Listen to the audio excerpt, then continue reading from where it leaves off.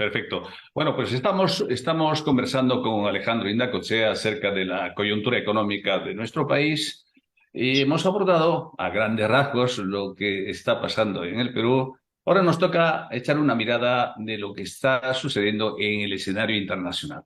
Acabamos de conocer estadísticas de los Estados Unidos. La Oficina de Estadística Laborales ha dicho que la tasa de inflación en ese país está anual, 3,2%. Hay una tasa de inflación subyacente, que es un poquito más, que está en torno al 4,8%. La economía está creciendo en torno a 2%, más o menos, del PIB de los Estados Unidos. Pero en el otro lado del continente, en este caso en Europa, prácticamente Europa está, la eurozona está en recesión. Alemania está atravesando una situación francamente mala. Así que globalmente Europa está en crecimiento casi diría todo negativo. En el lado de China, pues China está en una situación de deflación, una situación un poco atípica, ¿no? Tanto atípica, no común. Preocupados cómo reactivar su economía, pero China tiene varias armas, varios instrumentos de la mano, a diferencia de otros países. China no está luchando contra la inflación porque ellos no tienen inflación en torno al 0%, prácticamente deflación, ¿no? O crecimiento negativo. En cambio, Europa y Estados Unidos están luchando contra la inflación. Pues todo este escenario o también a este escenario hay que sumarle la escalada de la guerra, que no para y está de menos a más. Acabamos de conocer todo lo que está pasando en África, hay realmente un polvorín, y ese conflicto geopolítico en África puede ir también de menos a más. Es decir, hay una serie de factores exógenos que podían seguramente afectarnos a nosotros. ¿Cuál es tu lectura de esto, Alejandro? ¿Qué crees que va a pasar en los próximos meses y cómo, repito, nos puede afectar a Mira, nosotros, a nuestra economía? mira, Ricardo, excelentemente resumido lo que sucede a nivel global, ¿no? Con algunas salvedades. Pongamos, China es nuestro mayor socio comercial, entonces cualquier desaceleración de la economía china nos afecta directamente. Y eso ha afectado, digamos, en lo que implica principalmente agroindustria. Claro que hay un interrogante. China es una economía muy especial y queda la duda hasta qué punto las estadísticas que se publican son ciertas, ¿no? Son realmente representativas de lo que realmente está ocurriendo en la economía china, ¿no? Europa, un continente en el cual está afectado por una recesión evidente, con el aumento de precios de los combustibles, el bloqueo a Rusia. Estados Unidos se ha podido mantener, ¿ya?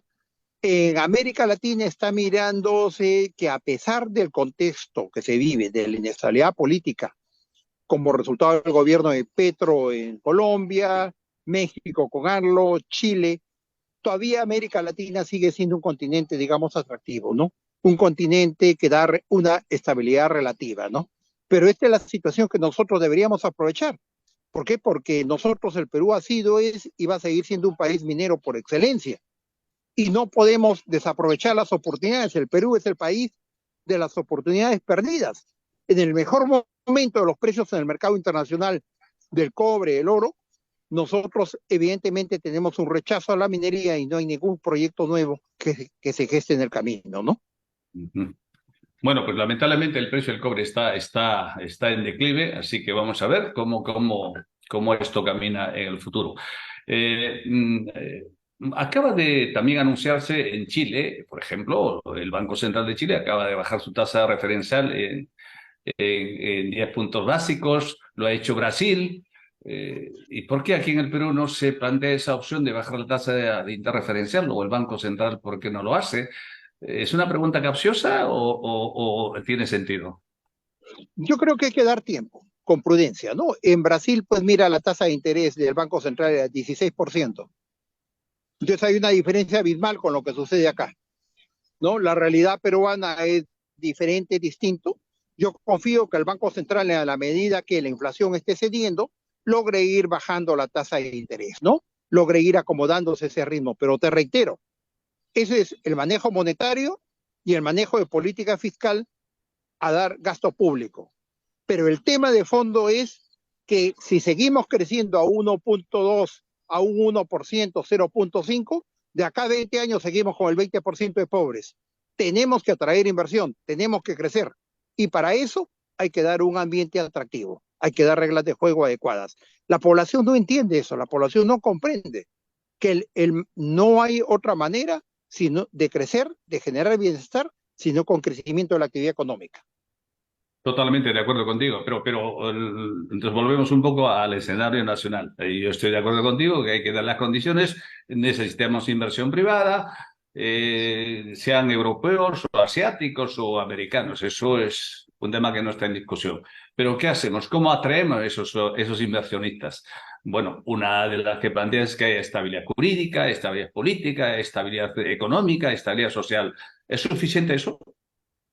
Bueno, esa es la base. Y evidentemente seguridad ciudadana, ¿no? Porque el problema hoy en día es la inseguridad.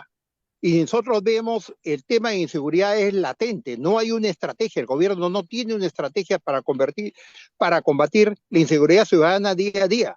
Crear una fuerza policial con retirados de las Fuerzas Armadas para 2 años y medio y después jubilarlos no tiene sentido, ¿no? Y por otro lado, la inestabilidad política es permanente. Vemos un Congreso que lo mejor que podría hacer es no hacer nada. Es un Congreso que aprueba, desactiva el SUNEDU, incorpora gente al magisterio, regala 9.000 soles a todos los trabajadores para que no los delaten a los robasueldos, y esta inestabilidad, pues evidentemente no es bien asimilada, ¿no? No es captada por los inversionistas. Los inversionistas quieren reglas de juego claras, definidas, ¿no? Tenemos una paz relativa, tenemos una estabilidad relativa después de haber salido de la tormenta de Castillo, pero esto no es suficiente, ¿no? Ya. Bueno, uno de los temas que preocupan a todos los peruanos es la inseguridad ciudadana, ¿no? Yo lo veo esto como un síntoma, ¿no? Como un efecto, no como una causa. ¿Cuál es la causa de este problema? ¿Por qué tenemos que llegar a una situación de inseguridad generalizada en el país? ¿Dónde está el origen del problema? Un poco plantear ideas un poco disruptivas, ¿no? Porque siempre decimos, en algún momento había un debate de que hay que sacar el ejército a la ciudad de Lima y con el ejército podamos combatir la inseguridad. Ese es el remedio a este asunto. ¿Van por ahí las Mira, cosas? este es un problema complejo, lo que se denomina en el campo de la perspectiva estratégica los problemas perversos. Los problemas perversos no tienen causa-efecto, sino son problemas múltiples. Tenemos 1.200.000 de niños, que son ni los que trabajan ni los que estudian.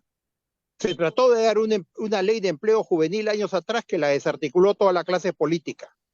No hay opciones para empleo, para trabajo. Por otro lado, hemos tenido una ola migratoria de delincuentes lamentablemente de Venezuela, con lo cual la situación se ha agravado porque la delincuencia no llegaba a esos extremos. Jueces, fiscales, en muchos casos corruptos que se prestan a la corrupción, no hay un proceso de redactación porque las penas menores por un robo de celular no merecen una pena de cárcel, pero sí tendría que haber un sistema de redactación como existe en Chile. O sea, este es un problema múltiple, no es simplemente sacar ejército a la calle como lo mencionas. Es un Eh, problema que tenemos que yo atacarlo, no lo propongo tenemos eso, que... ¿eh? Yo no lo propongo ni estoy de acuerdo con eso, porque este no es la panacea del problema, sin duda, ¿no? Hagamos otro ejercicio, Alejandro. ¿Cómo podemos bueno, estos son recetas que comentamos siempre, ¿no? Pero una idea un poco disruptiva, una idea nueva, porque los problemas en el país son problemas estructurales y tú lo sabes muy bien. En el mundo académico hablamos continuamente de estas cosas. Cuando tenemos una entrevista siempre nos preguntan esto, pero son problemas tan profundos, son problemas crónicos que vienen desde tiempos atrás. Entonces uno se da cuenta como que no hubiese una idea diferente, ¿no? Una propuesta más creativa, más imaginativa. ¿Qué está fallando? ¿Por qué esto? ¿Solamente es una cuestión de políticos, de políticas? ¿O es que también hay un problema de gestión pública? ¿Hay un problema de personas competentes en la administración pública? ¿O es que hay un problema de déficit de profesionales capaces que puedan dirigir instituciones públicas? ¿Dónde está el quid de la cuestión? ¿Dónde está el problema? ¿Cómo salimos de esto? Y creo que en esos términos pudiéramos plantearnos un poquito estos temas, ¿no? ¿Qué te parece? Mira, el problema es múltiple, no es de un solo lado y por otro lado no se entiende la realidad. Es una clase dirigente que plantea remedios, plantea soluciones para 50 años atrás. Hoy día en el mundo tú sabes que se vive un proceso de desindustrialización. En Estados Unidos no hay industria americana, casi todo es industria china. Volvo se vende a empresas chinas. Entonces hay una transformación digital en el mundo, hay la inteligencia artificial que debe generar un desempleo masivo y nosotros estamos pensando que dar soluciones de 50 años atrás. Estamos llegando a una guerra de misiles con arcos, con flechas. Nuestra clase dirigente no entiende la realidad. Lo escuchamos en un Congreso que sigue hablando de crear una industria como fue en los años 50, 60, y no se dan cuenta que en el mundo se vive una desindustrialización permanente, que hoy día las reglas de juego van distintas, incluso en el sector educativo. Las carreras convencionales ya son hoy día obsoletas. Gran parte de las carreras van vinculadas a lo que es Big Data, tecnología, inteligencia artificial, la tecnología en lo que se refiere a Internet. Esa es la nueva revolución. Hoy día estamos viviendo en el mundo una tercera revolución industrial. De Y lo acuerdo, que de acuerdo. hacemos es querer vivir del pasado. Sí, claro, estamos de acuerdo contigo en ese diagnóstico, pero si yo te pidiera que tú asumieras digamos, un ministerio cercano a Economía y Finanzas, ¿por dónde empezaríamos? ¿Qué hacemos? Digamos, ¿qué medidas a corto plazo pudiéramos tomar? Medidas, digamos, a 2, 3 años y los grandes proyectos de largo aliento que normalmente dan cambios en años, digamos, largos. ¿Por dónde empezar si pudiéramos nosotros tener esa tarea de asumir una responsabilidad administrativa en la gestión pública del país? ¿Qué haríamos? ¿Por dónde irías tú si ese fuese el caso? Mira, ahorita hay una emergencia que atender, que es con lo del fenómeno del niño. No veo de parte del gobierno una estrategia concreta, clara, para poder afrontar el fenómeno del niño. Sí, ojalá sea un niño suave. ¿Con qué organismo es el organismo central, el organismo responsable? ¿Qué va a pasar cuando los gobiernos locales y regionales no tengan capacidad para poder llevar a cabo esta inversión, afrontar la nueva situación? Incluso para las penas de corrupción. Yo creo que deberían duplicarse porque es una situación de guerra contra la naturaleza. El otro complemento es, tenemos que explicar a la población que tenemos que traer inversión. ¿Y dónde vamos a traer inversión? Donde tenemos ventajas competitivas, diferenciales, minería. Aunque el precio está bajando ligeramente, pero se va a necesitar cobre en los próximos años. Por otro lado, tenemos que hablar reformas educativas. Una reforma educativa, una reforma en salud urgente. Tenemos que darle las condiciones al ciudadano de a pie para que tenga un sistema de salud responsable y que pueda responderle, digamos, de acuerdo a las necesidades, a la situación de ellos. Pero Alejandro, aquí tenemos un reto inmediato, ¿no? El tema es, primero, sin duda, hay que tener un plan a cortísimo plazo para encarar este problema de la crisis del niño, si se da.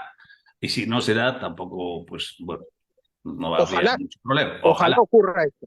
Pero más que eso, no apelemos al tema del niño, pero hay otros problemas que se arrastran desde mucho tiempo atrás. ¿Cómo salimos de esta crisis? Es decir, un plan anticrisis que tenga un horizonte de 1 año, 5 años, 20 años. ¿Por qué otros países tienen una visión de largo aliento? Y aquí en el Perú Porque estamos gestionando día a día, día a día, día a día. Eso tampoco es bueno, ¿no? totalmente de acuerdo, existe, yo diría, un vacío del futuro. Ni los políticos, ni los empresarios, ni los académicos queremos pensar más allá de la coyuntura, del corto plazo. Un aspecto importantísimo es la educación. La educación, al haber desmantelado el SUNEDU, lo que va a hacer es generar títulos que no sirvan para nada. Tenemos un 60% de los estudiantes universitarios que se concentran en carreras que hoy día son obsoletas. Estamos hablando de carreras como contabilidad, carreras como educación, carreras de derecho, carreras de administración, y el mundo del futuro no necesita eso, necesita otro tipo de actividades. Entonces, en muchos de los casos, esa educación privada resulta siendo una estafa, ¿no? Sí, pues, pero son las carreras que tienen más demanda. Y la gente va Pero por es ahí. lo único que existe, pues. Si hacemos un negocio, yo creo que uno de los errores graves que se cometió fue haber privatizado la educación. En el mundo, las instituciones más grandes como Harvard, Stanford, ya estamos hablando, un London, no tienen dueños privados. Son instituciones sin fines de lucro, con un patronato. Acá lo que hemos hecho es crear mercaderes de la educación que finalmente terminan en política constituyendo agrupaciones que se llaman partidos, ¿no? No, de hecho, las universidades europeas, las más prestigiosas, son 100% públicas. En cambio, en Estados Unidos son algunas cuasi públicas y otras 100% privadas. No, no, Eso es pero en así. Estados Unidos tienen un patronato privado. ¿Quién es el dueño Sí, de pero Harvard? son privados, son privados. A Claro, diferencia, por no, ejemplo, no, de las son comunas dueños, o las pero, europeas. pero tienen un patronato que es sin fines de lucro. ¿Me Sí, entiendes? Bueno, ¿Por qué? es un Porque decir. si le das Harvard a un empresario, a un Acuña o a un Luna, lo que hacen es evidentemente vender el título a quien quiera. En cambio, el patronato se dedica a tener un título que esté acorde con las condiciones de lo que es Harvard. ¿Me entiendes? Mira, La óptica privada, yo soy amante totalmente. del sector privado, soy Sí, empresario yo privado. estoy de acuerdo contigo, Alejandro. La universidad peruana, la universidad en general, la privada y la pública, pues merece todo un debate, toda una discusión y, por supuesto, propuestas diferentes a la que tenemos actualmente. Conozco muy bien la universidad, tanto privada como la pública, porque en ambos sitios trabajo, entonces, todo un tema. Y lo dejamos allí, el tema de la universidad peruana, que puede ser Pero eso es motivo de una clave, ¿eh? conversación. ¿Ah? Eso es clave. El tema de Sí, educación lo sin dejamos duda, pendiente, sin pero duda, sin si duda, estás sin duda. preparando a la gente para el pasado en Pero carreras son, obsoletas, si estás dando gente que necesite, tenemos de la población universitaria de 670.000, tienes el 20%, sale un abogado cada 9 horas, ¿cómo vas a enfrentar el futuro? sí, totalmente, totalmente de acuerdo. Eso sin duda, no hay discusión. Hay que hacer una especie de reingeniería, digamos, de la educación en el país, por decirlo así Exactamente. generosamente, ¿no? Pero eso es otro capítulo de conversación, seguramente la tendremos más adelante. Y entonces un plan a mediano y largo plazo, ¿qué le planteamos? Bueno, encaramos el niño con un plan anticrisis a corto plazo, pero después, ¿cómo hacemos que los precios bajen en el país? ¿Cómo hacemos que la gente pueda alimentarse un poquito mejor? ¿Por qué todos los días la gente se queja que los precios suben, que el pollo sube, que el aceite sube, que la leche sube, que el pan sube, que la fruta sube? Pues estamos en un país donde realmente hay poco que comprar, los sueldos que uno tiene, el pequeño ingreso que las familias tienen cada vez menor poder adquisitivo, así que estamos en un escenario muy, muy preocupante, ¿no? ¿Qué le Bueno, decimos nosotros? tenemos que generar crecimiento. Y el crecimiento no es con gasto público, salvo que genere esa inflación y genere más pobres a la larga. El crecimiento se hace con inversión. Y tenemos que explicarle a la población, porque todo el mundo pide gasto público y el Estado no tiene recursos infinitos. Tenemos que atender en salud. Lamentablemente se han cometido errores muy grandes. Durante 20 años tuvimos un equilibrio macroeconómico, reservas, gastamos más de 2.000 millones de dólares en panamericanos, pero no teníamos camas UCI. Son errores que no se deben repetir. Tenemos que reforzar instituciones, que haya autonomía de las instituciones, una independencia. Tenemos que relanzar una SUNAT. Prácticamente los últimos años y en el gobierno de Castillo se ha desarticulado la institucionalidad del Estado. Bueno, siempre la cuestión es el huevo o la gallina primero, ¿no? Entonces, ¿por dónde vamos? Yo pienso de que en el país hay que hacer las dos cosas, inversiones públicas de gran impacto, que la privada no lo va a hacer, y Pero por ese es un plan supuesto, inversiones estratégico. privadas también importantes, ¿no? El sector minero, agroindustria, etcétera, ¿no? Y eso es lo que falta. Y una Es inversión pública de gran efectivamente, impacto puede generar empleo y también nos puede sacar de la inactividad o de esta recesión económica por la que estamos atravesando, ¿no te y parece? evitar el populismo de derecha y de izquierda. Explicarle a la población que el populismo a la larga genera miseria, genera pobreza. Construir a una piscina, ponerle arena y decirle que tienen una playa en San Juan del Lurigancho es un insulto a la inteligencia. Tratar de violar convenios, acuerdos privados que implica para los peajes, implica incumplir contratos privados con un pésimo precedente, ¿no? Hay un tema que me gustaría contigo, Alejandro, reflexionar. Hola, ¿estamos ahí? Hola, hola, hola. Alejandro, Parece que parece que, a ver, perdón un momentito, me parece se ha que, cortado la comunicación. acá está, ya estamos con Alejandro nuevamente, un segundo, por favor, sí, un minutito, acá está, ya estamos listos, sí, ya estamos Alejandro con invitado. Perfecto. Bueno, decía, no sé si ¿me escuchas, Alejandro? De tu micrófono, por favor, actívalo. Ok, ahora sí. Eso es, eso es. Decía Alejandro, yo quiero escuchar tu punto de vista. Efectivamente, estamos en una economía en recesión, con crecimientos muy, muy mediocres. El futuro tampoco es halagüeño. los pronósticos son muy pesimistas, hay mucha miseria, mucha pobreza, muchos hambrientos peruanos. Sin embargo, yo leía en una prensa local, que no voy a decir nombre, de que las empresas peruanas están teniendo unos excelentes resultados, ¿eh? Las utilidades al primer semestre, sobre todo de aquellas empresas que cotizan en la bolsa de Lima, pues son impresionantes, son impresionantes. Como que allí hubiese una especie de paradoja, ¿no? Economía en recesión, empresas bollantes. Y ni qué decir de las empresas financieras, ¿no? El sector financiero está bastante bien, excepto una noticia que no ha sido tan buena que digamos, pero eso hay que matizarlo. El informe acerca de las cajas municipales de ahorro y crédito que esta semana se publicó y se dice que algunas de ellas habrían tenido un resultado negativo comparado al año 2022. Pero globalmente las entidades financieras están ganando muchísimo dinero. Mm, Tú sabes perfectamente a qué me refiero.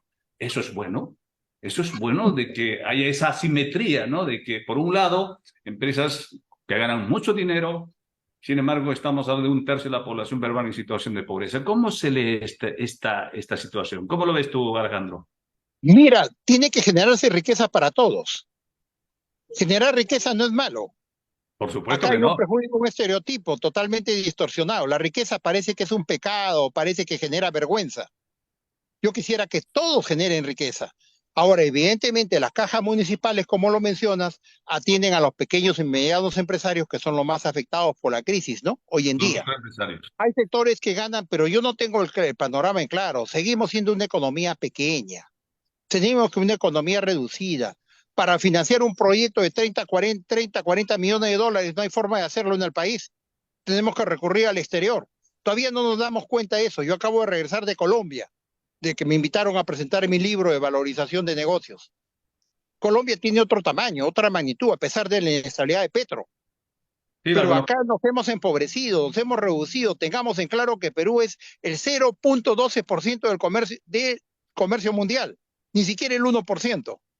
Entonces tenemos que hacer crecer la economía. Acá el problema no es quién más crece o quién menos crece, sino cómo hacemos para crecer y el Estado, con su gasto público eficiente, bien canalizado, genere desarrollo y dé oportunidades a todos. Dé oportunidades en educación, en salud, pero no genere populismo, no genere dependencia, no genere más pobres, que es lo que se hace en algunas economías que son paradigma para ellos, ¿no? Como es Venezuela, Argentina, Bolivia, ¿no? Yo no conozco ese otro modelo económico que nos planteen, ¿no? Lo que ocurre es que en ese escenario, el que tú señalas, hay esa simetría, esos dos caras de la moneda, ¿no? Yo no estoy en contra de que las empresas ganen mucho dinero. De hecho, se crea una empresa para ganar dinero y es la razón de ser. Maximizar ganancias digamos, un derecho de las empresas. Pero oye, cuando tú ves por otro lado que tienes un tercio de la población en el país que vive con ingresos que no alcanza una canasta básica familiar, ¿cómo lees eso? ¿Qué lectura Bueno, le es das? que tenemos que Yo no sé, generar, yo sé, tenemos pero que ¿cómo lo generar, generamos en todo caso? ya, ¿Cómo lo generamos? tenemos que generar que volvemos a lo mismo. O gasto público, populismo y generamos más pobres cuando termine, porque el negocio de los populistas como Venezuela es generar más pobres. Mientras tengas el mercado de los pobres, a buena hora. O la otra es impulsar un crecimiento con inversión, generar empleo, ingresos y una mejor educación. No hay más. La primera es el populismo al corto plazo, ¿no? Generas gasto público, Yo creo que no das está en regalos debate a eso. todos. No, yo creo que no está en debate eso. No es serio hablar de eso. Me parece, no es relevante esa conversación del populismo. Es una cosa que lo dejamos. Aquí estamos hablando de cosas serias.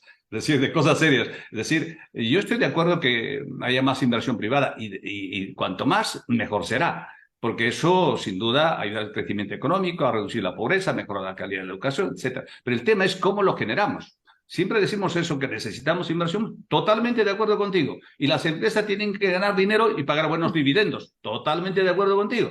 Pero el tema es, ¿hay condiciones para ello? ¿Quién nos genera que no haya Pero, condiciones? pero tú crees que va a venir alguien a inversión cuando Eso. Bambas tiene 486 días paralizado. Cuajone le bloqueas el agua durante 2 meses y quemas 3 campamentos en Ayacucho. Dime, ¿tú Total. como inversionista vendrías a invertir a Perú en esas Por eso. condiciones? Ahí está la pregunta, ¿no? Entonces, ¿cómo hacemos ese cambio? ¿Cómo hacemos el giro para que haya estabilidad jurídica, Ah, política, sea un país confiable? ¿Cómo logramos eso? Esa es la bueno, pregunta de rigor. eso implica, evidentemente, la pregunta que tú me estás planteando, dar un cambio radical en el manejo político y la dirección del país, Me ¿no? parece Que bien. evidentemente vamos por una reforma política, un Congreso que es un botín de saqueadores, ¿no? Donde los robasueldos, ¿no? Traficantes de influencias, mentirosos profesionales, partidos que no existen, que son agrupaciones de rentistas de la educación que hablamos en antes, ¿no? Evidentemente eso genera sus problemas. Tenemos que cambiar eso. El ciudadano de la calle tiene que entender que no podemos caer en lo mismo. Todos tenemos responsabilidad. No nos quejemos por los resultados que hemos obtenido. En una u otra forma, se ha logrado esto a lo largo de los últimos años, muchas veces con la indiferencia característica de nuestra población. Dejarlo hacer, roba pero hace obra, y esto es lo que hemos conducido, pues. Tenemos que cambiar esto, tiene que haber una reforma política y tiene que haber un cambio radical, ¿no? En lo que estamos haciendo. De acuerdo, de acuerdo. Yo comparto gran parte de tu reflexión, Alejandro. Sin duda, por ahí van las cosas y es exactamente lo que nos está haciendo, ¿no? No sé cuánto tiempo pasará y cuándo se dará esas condiciones para que haya inversión masiva extranjera en el país. En fin, eh, ¿qué más? Bueno, hay varios temas. Me gustaría en algún momento conversar contigo acerca de tu libro. Me dijiste que tienes un libro de fusión y adquisición, de valoración de empresas. ¿Va por ahí en los tiros? Mira, gracias por la pregunta. Publiqué un libro sobre valorización de negocios que justo lo presentó Julio Velarde del Banco Central. Es un resultado de una investigación durante más de 15 años, ¿no? Porque la mayoría Ujú, de los textos son importados. Este es ujú. un texto resultado de una investigación en papers, en documentos internacionales publicados en las mejores escuelas de negocio, que el reto no es tomar el conocimiento solamente, sino adaptarlo a una realidad como la nuestra, ¿no? ¿Ah? Mm, Y tenemos que ir gestando alternativas, propuestas, digamos, para el país, ¿no? Uno de los ujú. temas que a mí más me preocupa hoy en día es que el mundo vive una cuarta revolución industrial. Ya Internet es obsoleto, es del siglo pasado. Vamos, se viene una desocupación masiva y nosotros seguimos pensando en dar soluciones de los 60, de los 70. No entendemos el nuevo mundo del futuro que viene. Y eso es algo preocupante, ¿no? ¿Y cuál sería ese mundo futuro, Alejandro? ¿Qué nos avisora como mundo para la sociedad actual? ¿Qué futuro nos depara? Mira, ya hoy en el mundo del futuro no hay industrias, hay un proceso de desindustrialización. Se viene inteligencia artificial, por darte Bueno, una ya referencia. estamos en Conozco ello. una universidad que ha impedido que los alumnos y los profesores usen inteligencia artificial. Yo llego a clase y les digo a los alumnos, usen inteligencia artificial, pero cuidado que el chat GPT plagea y muchas veces plagea mal. Y ustedes si plagean de alguien plagia mal, va a ser más complicado. Pero las cosas no se pueden prohibir, tenemos que dar ese cambio. Entonces estamos llegando a una guerra de misiles con arcos, con flechas. Lo primero que tenemos que hacer es entender el mundo del futuro y no vivir Sí, sí, sí. basados en el pasado, en la época en que tenemos recursos naturales, que somos país rico. Nosotros no somos país rico. Nosotros somos un país que tenemos que gestar la riqueza a futuro. Ese ha sido un Ujú. mito del pasado. Perfecto. No nos despidemos de tu libro, Alejandro, porque podemos hablar de inteligencia artificial. Para mí, ni es artificial ni es inteligencia. Simplemente para mí es un gran servidor que tiene una capacidad enorme de analizar, velocidad de datos, manejar datos, información. Eso es para mí, ¿eh? Te hago un Para mí. último, te hago un último comentario Así con que, inteligencia artificial. Yo también pensaba lo mismo, pues pero la eso es, inteligencia artificial, hay una, hay un, hoy día te supera y por no la supuesto. distingues, piensa mejor que uno. Pongamos abogados, No, 40% de los estudios de abogados deben despedir su gente. no, Hay es un que caso de un juez en Estados Unidos, en Oklahoma, el cual desestimó el alegato del abogado porque era copia de ChatGPT. ¿Ya? ya, Entonces, esto está desbordando, ¿te das cuenta? Y tenemos que prepararnos con a ver. carreras del futuro, no seguir preparando carreras del pasado, Claro, que van claro. a quedar totalmente Lo que ocurre desplazadas. es que esas grandes máquinas que son servidores, que estaba ubicado en algún lugar, no piensa, simplemente da lo que tú quieres que te dé. Ellos te dan respuestas a lo que tú le pides. Eso es lo que se dice inteligencia artificial actual. Ellos no tienen conciencia, no tienen sentimientos, simplemente te dan lo que tú le vas a pedir. Eso es inteligencia artificial actual. Es la versión 4. Veremos qué pasa con la versión 5. Eso es otro tema, pero volvamos a tu libro, Alejandro. Volvamos a tu libro. ¿Y quién es la editorial? ¿Qué editorial la ha publicado? Mira, lo he publicado con Amazon. Amazon está en versión Kindle, Sí, sí. ya, y en ebook. Hoy día cambió el negocio editorial, ya que me hablas de cambio. Muchas de las editoriales ya quebraron después de la pandemia. No quiero Sí, sí, sí. referirme a nombres, Bueno, pues pero las entonces, editoriales que me editaron en el pasado ya están quebradas. Entonces, hoy día el mundo se va a un Amazon a nivel mundial en Kindle, en ebook, ¿no? Y lo bueno, que una ocurre, dosis pequeña para nivel local, ¿no? te comento una experiencia. Yo publiqué hace un par de años atrás un libro sobre finanzas corporativas, casos exclusivamente peruanos. Nosotros estamos acostumbrados siempre a leer libros extranjeros, libros foráneos, pensando que los extranjeros escriben mejor que nosotros. No es así. Yo estudio en el extranjero y no es así. Conozco Estados Unidos, no es así. Y por eso yo quería proponerte a ver si hacemos una permuta. Yo te doy un ejemplar mío de finanzas corporativas y tú me das un ejemplar tuyo y así difundimos cada uno su libro en las universidades donde trabajamos. Yo estoy en la Católica y en San Marcos. Así que te tomo la Encantado. palabra. Encantado, intercambiamos opinión y te diría que uno de los problemas nuestros, yo te agrego lo siguiente, Sí. a la sustitución de importaciones que se vivió en los años 70, 80, que muchos plantean volver a lo mismo, empezar a hacer fábricas y sustituir algo que ya está quebrado en el mundo, vino algo más grave, la sustitución de ideas y de criterios, donde uno ya no piensa en el siglo XXI, sino los académicos nos hemos restringido a un enfoque, una teoría importada, sin gestar alternativas a nuestra propia realidad. Y creo que eso es algo de lo que tiene que cambiar. Tenemos Excelente. que no solamente importarlo, sino adaptarlo a nuestra realidad. Excelente. Oye, pues nada, gracias Alejandro. Nos hemos pasado ya un poquito el tiempo que nos ha asignado y espero en una próxima ocasión conversar un poquito más de otros temas que nos interesa. Y nada, un abrazo a la distancia y nuevamente gracias en nombre de Economía y Desarrollo y por supuesto de Universal TV Digital. Así que enhorabuena por el libro, espero que tengas éxito en la venta, seguro que sí. Así que, y te tomo la palabra de la permuta, ¿eh? Te tomo la palabra de la permuta. Gracias a Economía y Desarrollo por la entrevista y a ti. Excelente, digamos, el diálogo, el debate, el análisis que se está viviendo y esto es lo que necesitamos en el país. Dar alternativas, dar propuestas que sean diferentes. Te felicito por la entrevista. Totalmente de acuerdo. Gracias, Alejandro. Un abrazo Gracias. y Hasta hasta otra ocasión. Muchas gracias. Buenas tardes. Gracias. Buenas tardes.